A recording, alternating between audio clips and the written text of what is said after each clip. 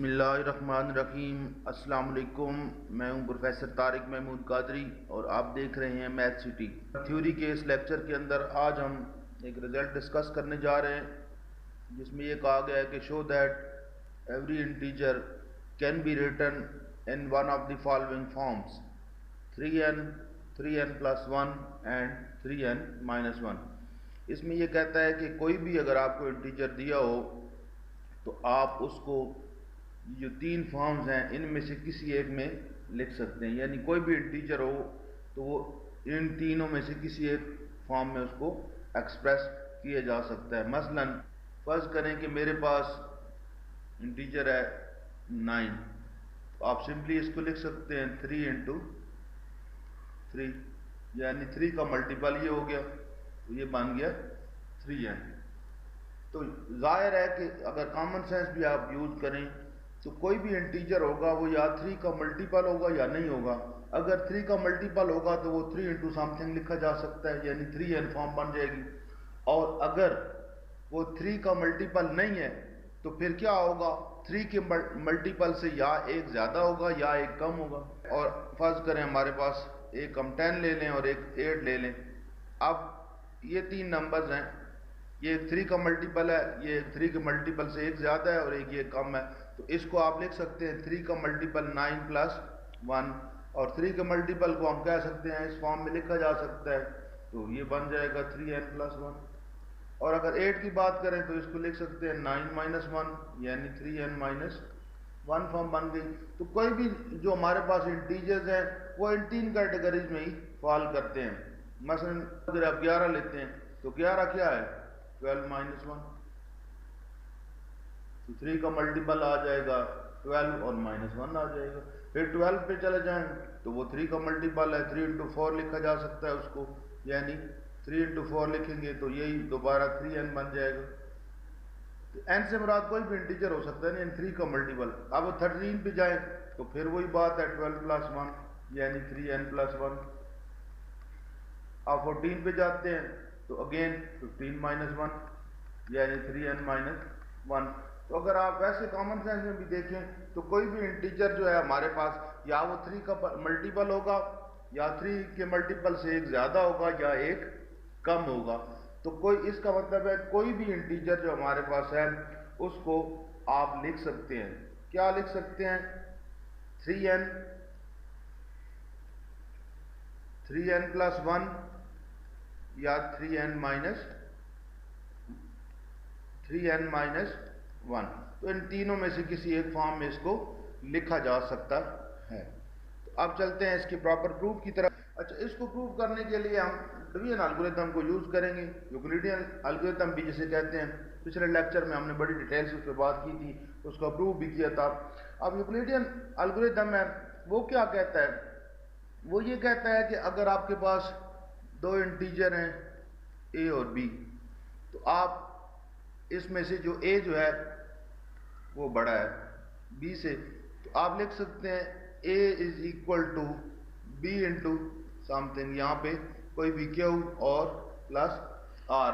r पे वो condition बताता है कि r जो है वो हमेशा इस b से कम होगा या फिर वो 0 हो सकता है, यानी 0 या 0 से बड़ा और b से कम होगा। ये है हमारे पास यूक्लिडियन एल्गोरिथम जो पिछले लेक्चर में हमने। अब यहाँ पे इस रिजल्ट को प्रूव करने के लिए भी हम इसी को यूज करेंगे। अब हम कैसे यूज करेंगे कि हम एक इंटीजर कोई भी हमारे पास फर्ज करें गिवन इंटीजर एक a है, तो अब यहाँ हम b की जगह हम क्या करेंगे, हम 3 ले लेंगे। अब इन दो पे अगर यूक्लिडियन एल्गोरिथम लगाएं जिस तरह a b पे लगाया था, तो ये बन जाएगा a is equal to b की जगह हमारे पास क्या आ जाएगा 3, ये वो अपनी जगह पे r, और r जो है वो लेस देन किसकी इक्वल हो जाएगा, लेस देन किसके होगा। अब b की जगह क्या आ गया हमारे पास 3, तो यहाँ पे यानी वो यूक्लिडियन एल्गोरिथम जो है उसकी फॉर्म क्या बन जाएगी, b की जगह जस्ट 3 आ जाएगा। इसको हम यूज करेंगे। अब देखिए यहाँ पे हमें क्या कहता है, यहाँ पे r कहता है, r जो हमारे पास है वो लेस देन 3 है, 0 या 0 से बड़ा है और 3 से कम है।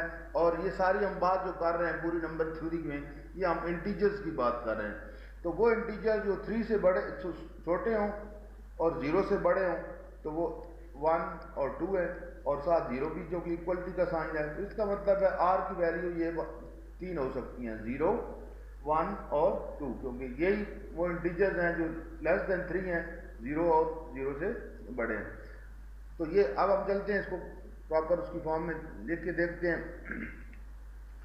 तो लेट हम अब कोई भी हमें एक गिवन इंटीजर लेंगे और उसको हम देखेंगे कि वो 3n प्लस 1 और 3n प्लस माइनस 1 की फॉर्म में लिखा जा सकता है कि नहीं, इन तीनों में से किसी एक फॉर्म में।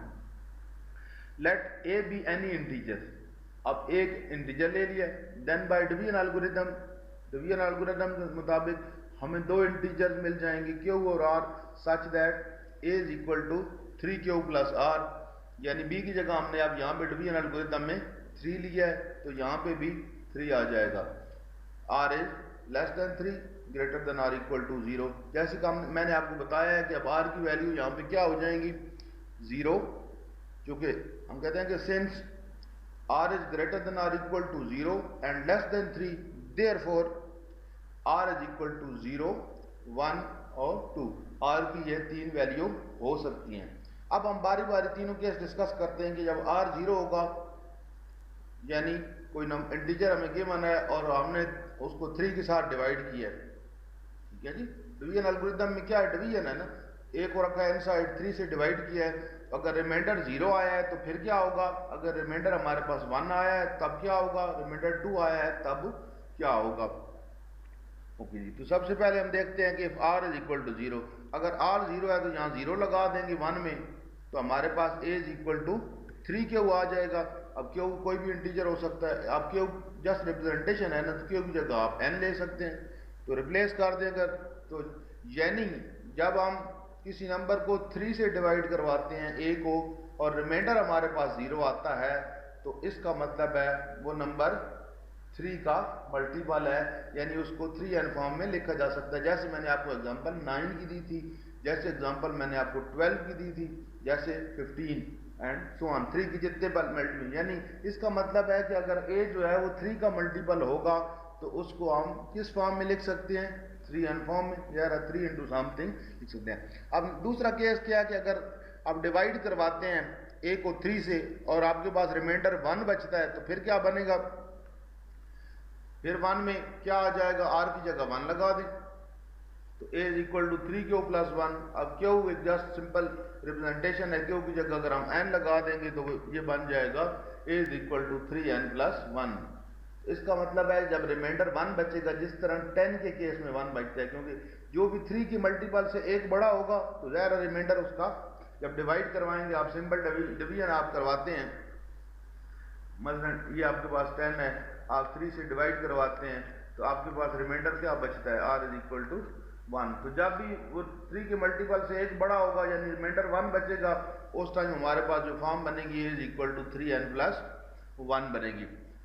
अब जो तीसरा केस है हमारे पास कि अगर हमारे पास रिमाइंडर 2 बचता है, जिस तरह मसलन 11 का केस है, तो 3 3 डिवाइड करवाएंगे 9, रिमाइंडर r हमारे पास 2 बचता है, तो फिर क्या बनेगा, उसी तरह 1 से हम देखते हैं कि अब r is equal to 2, then from 1 r की जगह 2 लगा दें तो हमारे पास a is equal to 3q plus 2 आएगा। अब देखिए इसको हम सिंप्लीफाई करते हैं थोड़ा सा। अब ये जो q हमारे पास 2 था, इसको मैंने लिख दिया 3 माइनस 1।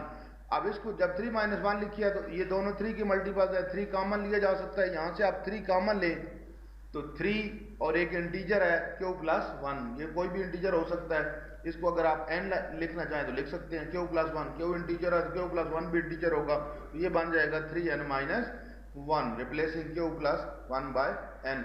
इसका मतलब है कि जब हमारे पास r 0 होगा, यानी जब पूरा कोई नंबर डिवाइड हो जाएगा तो वो 3n फॉर्म में लिखा जा सकता है, और अगर रिमाइंडर 1 बचता है यानी उससे एक ज़्यादा है तो फिर आप लिख सकते हैं 3n प्लस 1, और अगर एक कम है या 2 ज़्यादा है उससे, ठीक है, जिस तरह 9 से 2 11 ज़्यादा है तो उसको लिख सकते हैं 3n माइनस 1।